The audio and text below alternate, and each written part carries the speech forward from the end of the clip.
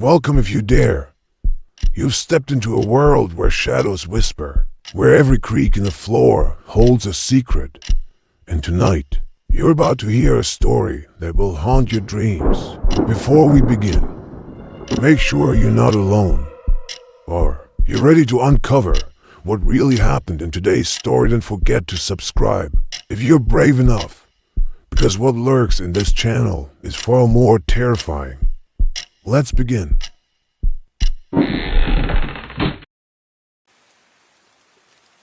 The wind howled through the trees as the car pulled up to the old Victorian house at the edge of Blackwood Forest. Sarah leaned forward, staring at the towering structure with its peeling paint and broken shutters. The house had belonged to her grandmother, Eleanor Blackwood, a woman the townspeople whispered about long after her death. "Home sweet home," her father said with forced cheer, but his knuckles were white on the steering wheel. Sarah's little brother, Jake, pressed his face against the window. "It looks haunted." Their mother sighed. "Don't be silly. It's just old." But Sarah knew better. She had heard the stories how Grandma Eleanor had locked herself in the attic for weeks, how she spoke to people who weren't there, how the neighbors claimed to see shadows moving behind the windows at night.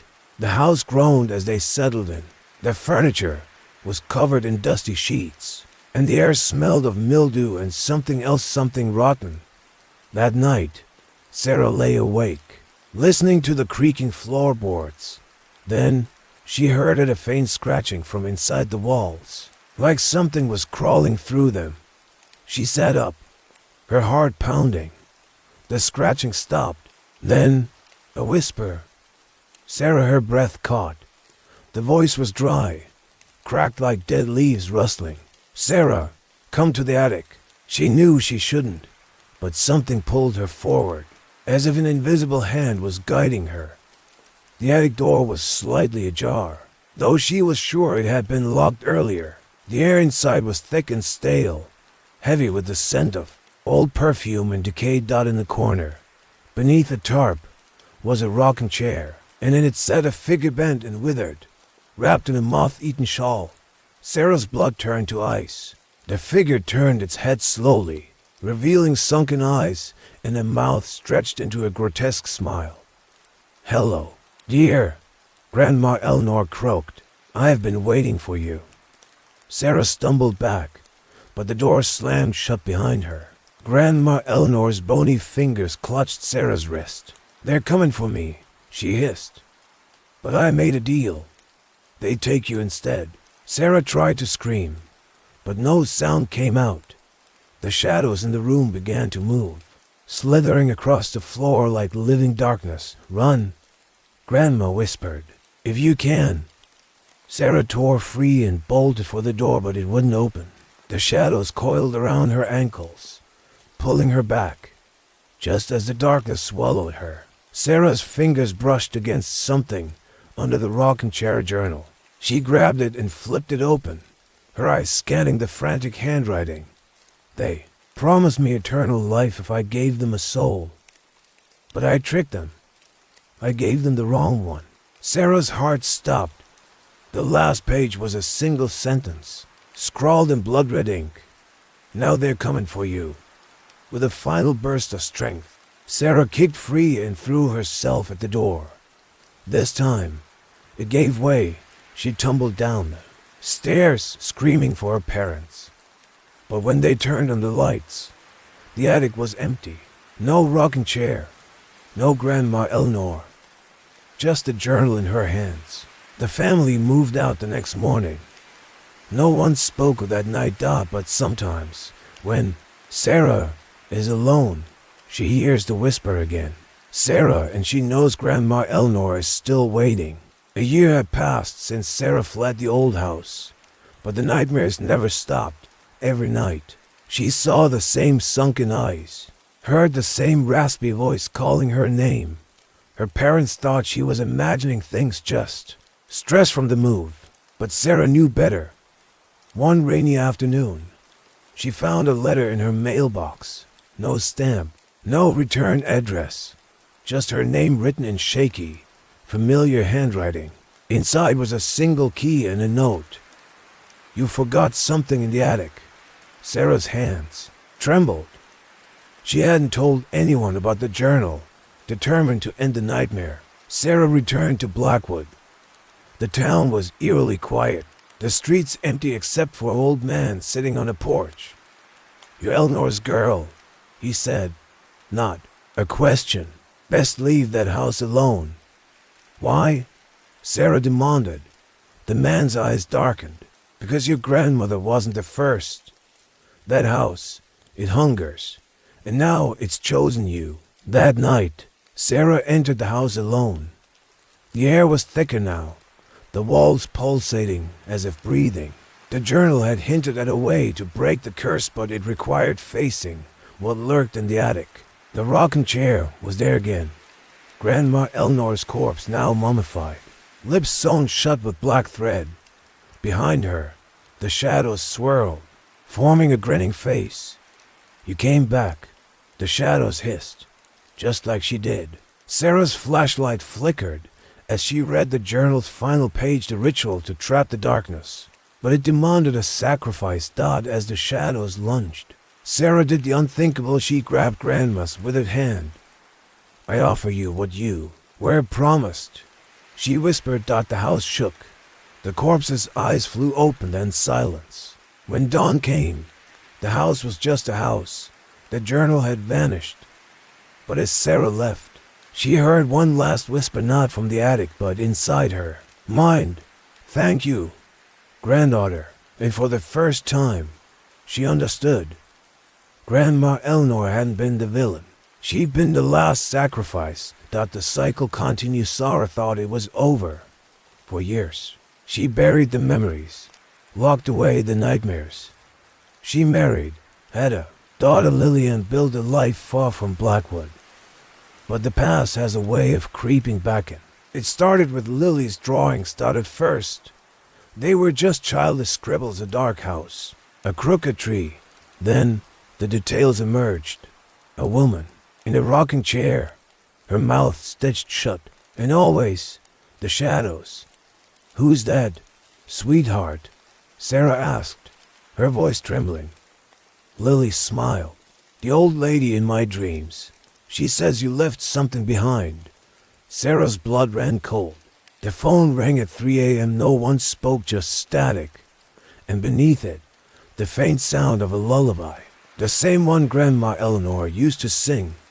The next morning, Sarah found Lily standing at the foot of her bed, eyes glassy, repeating a single phrase. "She wants us to come home." The town hadn't changed. The same empty streets, the same watchful silence. But the house was different. The front door hung open, as if waiting. The air smelled of damp earth and something sweetly rotten. Inside, the walls were covered in handprints, small, child-sized. Lily tugged Sarah's hand. "She's upstairs." The attic was worse than Sarah remembered. Grandma Eleanor's corpse was gone, but the rocking chair still moved back and forth, as if someone sat there. The journal, Sarah's journal, the one she left behind, lay open on the floor. New pages had been added. In Sarah's handwriting. "I thought I escaped. But the house doesn't let go. It feeds on fear, on memory. And now it has Lily." The shadows pooled at Sarah's feet, whispering, "You broke the cycle. You left. But she can't." Sarah understood then. The house didn't just take sacrifices. It needed a caretaker. Someone to feed it, to keep the darkness inside. Grandma Eleanor had tried to protect her. Now, Sarah had to choose her daughter or the house's hunger. Sarah kissed Lily's forehead, her tears cooling on the child's skin. "Close your eyes, baby." Then she turned to the shadows. "Take me instead." The house sighed, the walls trembling. The rocking chair creaked, and then silence. Lily woke up outside, the house looming behind her, alone. Except in her pocket, a key. And in her mind, a whisper. "One day, you'll come back."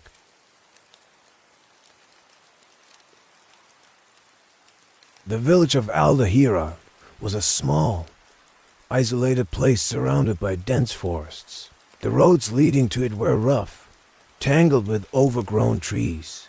The villagers lived in constant fear of the old house that stood atop the hill overlooking the midst. Broken windows and cracked doors made it seem like it was always watching. Children whispered stories about voices coming from it at night, about strange laughter heard when the moon was full, but the adults dismissed them, calling them superstitions. Still, something kept everyone from approaching that place, until that fateful night. On a stormy winter evening, 7-year-old Sarah vanished. She was last seen playing near the edge of the forest before disappearing without a trace. The villagers searched all night until they found her tiny footprints leading up the hill, straight to the abandoned house. The next morning, the villagers gathered at the foot of the hill, staring at the ominous house. The front door was slightly ajar, as if inviting them inside, but no one dared to approach, except for Grandma Halima. Halima was a strange old woman who lived in a small hut on the outskirts of the village. Her glassy eyes showed no emotion, as if she was seeing something beyond this world. She talked to herself, laughed suddenly for no reason, and sometimes stopped in the middle of the road to stare into nothingness before whispering, "They're here, watching us." When the villagers saw Grandma Halima walking toward the abandoned house, they tried to stop her, but she slowly turned her head and gave them a chilling smile. "Sarah is with my friends. She is playing now." Everyone fell silent. Who were these friends? And why was she talking about the missing girl like this? Khalid, Sarah's father, decided to enter the house despite his fear. Every passing minute could mean life or death for his daughter. He stepped toward the creaking wooden door and pushed it open with a loud, eerie groan as if it hadn't been opened in decades. The air inside was cold and damp, like stepping into another world. Dust floated everywhere, and the walls were covered in strange scratches. The floorboards whined under his weight as he moved deeper into the darkness. Then he heard a faint giggle. "Sarah," he called out, his voice trembling. No answer. But then a whisper, "Daddy." It came from upstairs. Khalid's heart pounded as he climbed the rotting staircase. Each step felt like it would collapse beneath him. When he reached the top, he saw a long hallway with doors on either side, all slightly open, except one at the very end. That door was shut tight. And from behind it, he heard soft humming, a familiar tune. Sarah's lullaby. With shaking hands, Khalid reached for the doorknob. "To be continued. Would you like me to continue with more chilling details? Or would you prefer a different direction for the story? I can make it even darker, add supernatural elements, or focus on psychological horror. Let me know." Khalid's fingers trembled as they closed around the icy doorknob. The metal burned with unnatural coldness, yet sweat dripped down his back. The humming stopped abruptly when the knob creaked under his grip. A child's voice whispered through the wood, "Daddy, she's watching you." The door swung open before he could turn the knob. Sarah stood in the center of the room, her back to him, wearing a white nightgown he didn't recognize. The air smelled like wet earth and rotting flowers. Dolls, dozens of them, sat in perfect circles around her, their glass eyes reflecting the dim light from a single candle. "Sarah, we need to..." She turned. Her eyes were pure black. Behind her, something moved in the shadows. Long fingers curled around Sarah's shoulders as a hunched figure emerged. The candlelight revealed Grandma Halima's grinning face, but her jaw unhinged like a snake's, stretching far too wide as she whispered, "You'll join our tea party too, Khalid." The doll's head snapped toward him in unison. Khalid stumbled backward, but the door slammed shut behind him.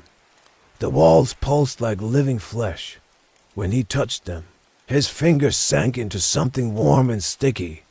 Sarah tilted her head at an impossible angle, Grandma says we never have to be hungry again. She opened her mouth, rows of needle-thin teeth glistened where baby teeth should be. Halima's neck elongated as she crawled along the ceiling, her bones cracking with each movement. The house feeds us, she crooned, but it needs new children every 13 years. And you brought us, Sarah, so willingly. The floorboards split open, revealing a pulsating red cavity beneath. Khalid glimpsed tiny skeletons tangled in root-like veins. The house wasn't haunted, it was alive, and it had chosen Halima as its priestess. Sarah's arms wrapped around Khalid's legs with terrifying strength. Stay with us, Daddy. Her voice multiplied, echoing with dozens of children's tones. The missing children of Al-Dahira. Halima dropped from the ceiling, her spine twisting like a corkscrew. The house gives eternal life, she hissed, pressing a rusted knife into Khalid's hand. But only if you replace what you take.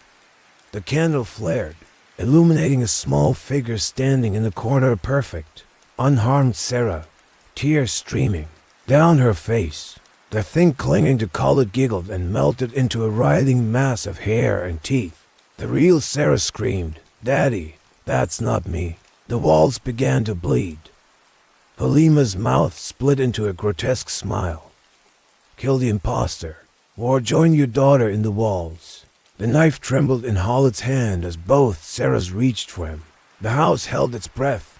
Then, the house's hunger is cyclical. 13 years from now, another parent will hear their child singing from behind that door. Would you like me to expand on any particular ending? I can make it even more psychologically disturbing or add cosmic horror elements. Perhaps the house is just one node in a network of feeding entities. Let me know how deep you want the terror to go. Khalid's arm trembled as he raised the knife. The two Sarahs stood before him, one with black, soulless eyes, the other weeping real tears that left steaming trails down her cheeks. Halima's breath rattled like dry leaves as she whispered, "Choose wisely, Khalid. The house remembers." With a roar, Khalid plunged the knife not toward either Sarah, but into the pulsating wall. A deafening shriek filled the room as black ichor sprayed from the wound. The floor buckled, the dolls burst into flames, and Halima's body began to unravel, her skin splitting like old parchment to reveal something glistening and many-legged beneath. "You'll regret this." Halima's voice distorted as the house began to collapse around them. Khalid grabbed the weeping Sarah and ran straight into a solid wall where the door had been. The real Sarah touched his wrist. "There's another way, Daddy." She pointed to Halima's writhing form. She was a mother once, too. Khalid understood. As the ceiling rained down teeth and bone, he snatched Halima's rotting shawl and threw it into the bleeding wall. The house moaned. In recognition, this was the original offering from a century ago, when Halima sacrificed her own son to the house's hunger. The walls spasmed. For one terrible moment, Khalid saw them for what they truly were. Not wood, but compressed flesh. The digested remains of every victim. Then, they were outside, coughing up black water, the house groaning behind them like a wounded animal. The village below was dark. Too dark. No lanterns. No voices. Sarah tugged his hand. "Daddy, why is everyone standing in their doorways?" Every villager stood perfectly still in their home's thresholds, their eyes reflecting the moonlight identically. Waiting, Khalid realized with dawning horror. The house had other guardians, and now it was angry 13 years later. New schoolteacher arrives in Al-Dahira on a stormy night. The villagers seem too welcoming. Their smiles show too many teeth. As she tucks the children into bed at the boarding house, one little girl whispers, "Miss, my grandma wants to meet you." She lives in the pretty house on the hill. Outside, the wind carries the faint sound of something laughing. The old house sat at the end of Wickington Street, its shutters hanging, paint peeling away in uneven strips. If any place had stories to tell, it was this one. Intriguingly, it was the house of Grandmame, whose tales were as twisted and jagged as her crumbling abode. "You don't want to go near that room," Grandmame would warn, her eyes a stark shade of gray that seemed to glean knowledge of things beyond this world. "I've locked it for a reason." Her voice, though feeble from age, carried the weight of long-forgotten fears. The grandchildren loved visiting her, partly for her odd array of desserts, pistachio cake and cinnamon rolls with sardine filling, and partly for her spine-chilling, eerie tales. Yet not one of them dared to venture into the mysterious, scary room, which she insisted was never to be opened. Claire was the youngest, boldest, and most curious of May's grandchildren. A girl of merely 12, her nights were often spent imagining what lay behind the locked door.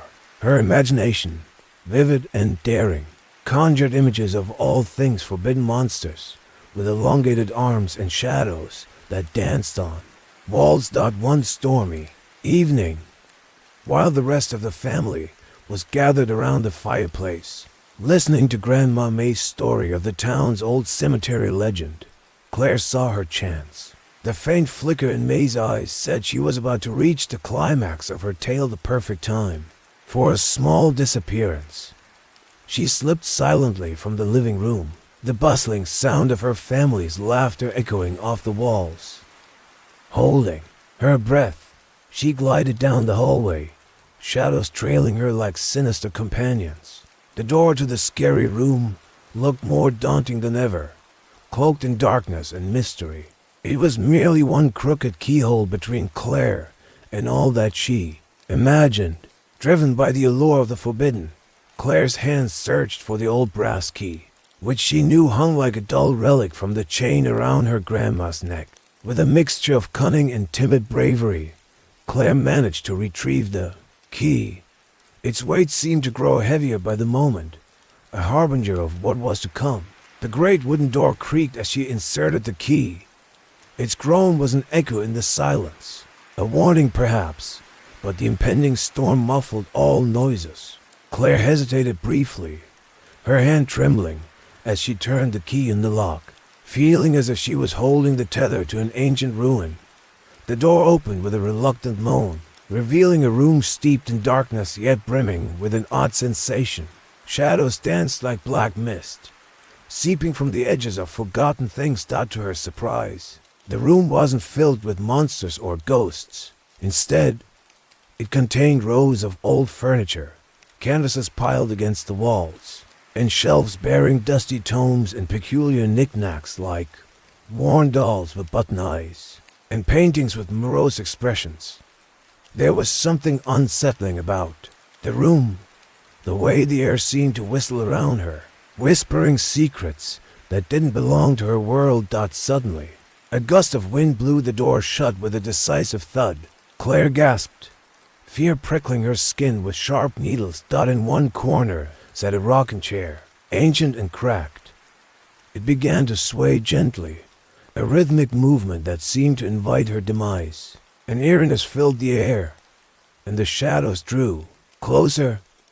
She could hear her Grandma May's voice in her head, a constant reminder. Never open the door, Claire. And yet, here she was, surrounded by the fragments of her grandmother's mysterious past, woven together like a tapestry of nightmares. The shadows shifted once more, forming into shapes she couldn't quite comprehend. Go, they seemed to whisper. Their sounds not words, but an impulse she felt deep within. Panic surged, and Claire fumbled for the door. Then the room opened around a piece of folded parchment, encased in glass on a pedestal. It was a letter, penned in a hurried scrawl, to my dearest. The room contains every memory not meant for tender eyes, every angel and demon coating the walls in whispers. Beware the chair that rocks, for it holds the soul of all things lost. Each word stabbed at her curiosity, filling her mind with half-realized horrors. Yet the more she read, the clearer the truth became. Grandmame had sealed every nightmare, and secret within these walls. Bracing against the encroaching fear, Claire bolted for the door, her hand grappling the handle with fervent rage. She turned it fiercely, and with a gust that felt like liberation, the door flew open. She stumbled back into warmth, leaving the room and its secrets behind forever. Her eyes met May's, who stood in the hallway, now aware of Claire's escapade.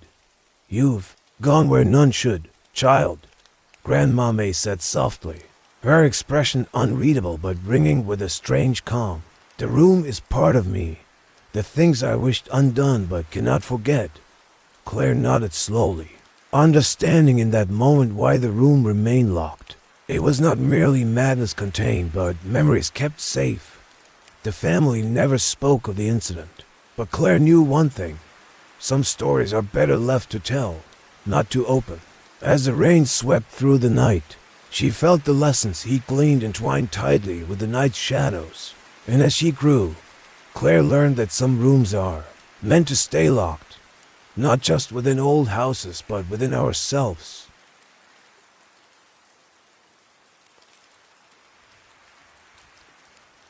The old Victorian mansion sat at the end of Briar Road, partially hidden by towering oaks and shrouded in the eerie autumn fog. It was the kind of place children dared each other to approach, whispering about its strange occupant, Crazy Grandma.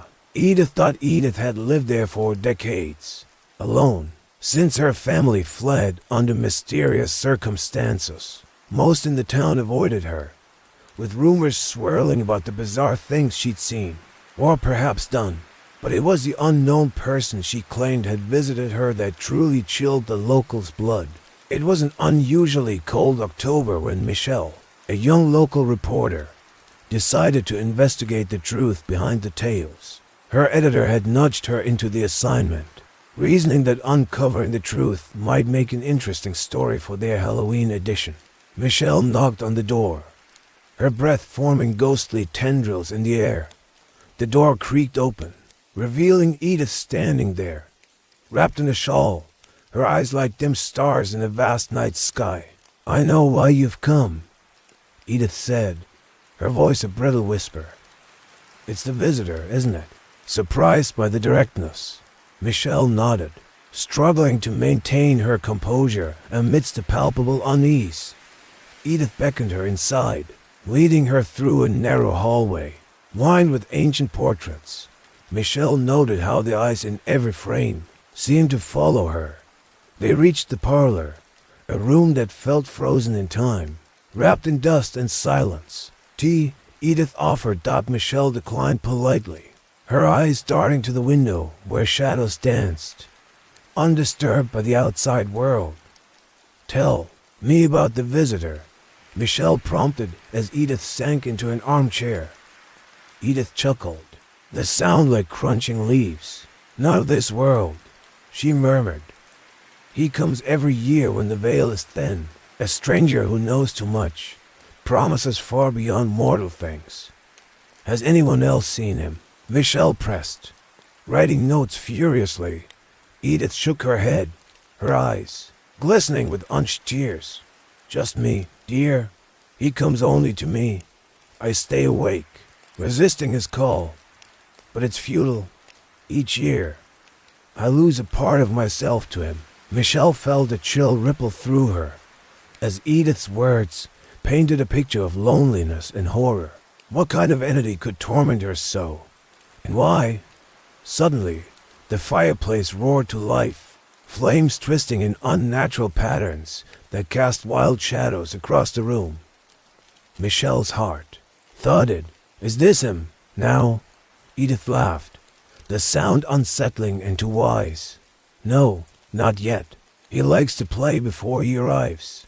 Teases me, you might say." The walls seemed to close in, and Michelle felt an urge to flee as a strange wind gusted through the room, carrying whispers from beyond. "Do you want it to stop?" Michelle asked, straining to remain professional. Edith considered her for a moment. "It's never about stopping him, more about understanding why he chose me," she explained, her voice trembling with unspeakable depth. A sudden crash echoed from above, cutting through their conversation like a knife. Edith rose with surprising agility for her age, gesturing for Michelle to remain seated. Unable to resist, Michelle followed as Edith climbed the stairs to the attic, each step an echo of those before. Up here, thick old books gathered dust in formidable piles, surrounding what appeared to be a pit formed by missing floorboards. "Edith, what's this?" Michelle asked, her nerves frayed. Crumbled masonry lay strewn around the pit's edges, as if someone had tried to patch it up in vain. Edith's face now revealed her years of wear and desperation. "This is where he emerges, draws his power from. The earth itself, and each year it widens, feeds upon the souls he touches." The attic felt like a cathedral to some dark god, and as Michelle stared into the pit, she swore she saw faint images of other faces, lost in a sea of agony. Realization swept over her. The stories, the fear. It was real. Suspended disbelief dragged down by the weight of Edith's truth. Suddenly, Edith spoke with renewed vigor. "It's his hunger, not his presence, that's terrifying. His promises seduce, but mark my words, they undo the strongest of wills." Michelle shivered. "How do you survive?" Edith smiled a haunted, resigned smile. "Sanity is a fragile defense. Acceptance helps." Then she turned to Michelle, eyes glassy and ageless. "But you, dear, heed my tale. When he calls, resist with all your soul, or it will be your end." As if on cue, the pit emitted a low humming pulse, resonating with a rhythm that vibrated in Michelle's core. She stepped back, feeling the gravity of Edith's revelation. Edith remained standing, and her voice wavered, a gentle whisper swallowed by the drone. "Leave now, before it's too late." Michelle backed away cautiously, her mind a whirlwind. She reached the door as the humming intensified, slamming shut just after she crossed its threshold. Outside, under the moonlit canopy, Michelle ran from the manor, her breath visible in the icy air, Edith's final plea echoing in her thoughts. For years afterwards, Michelle would recount the tale in hushed tones as the wind chill might invite fresh horrors back into the town. She never forgot Edith's warning, and every October, forces beyond mortal understanding seemed to nudge her feet away from Briar Road Dodd, and every year, without fail, crazy Grandma Edith stayed, holding her vigil against the unknown, embracing her fate against the specter who would dare trespass her solitude. It was a life intertwined by menace and madness, but it was hers nonetheless.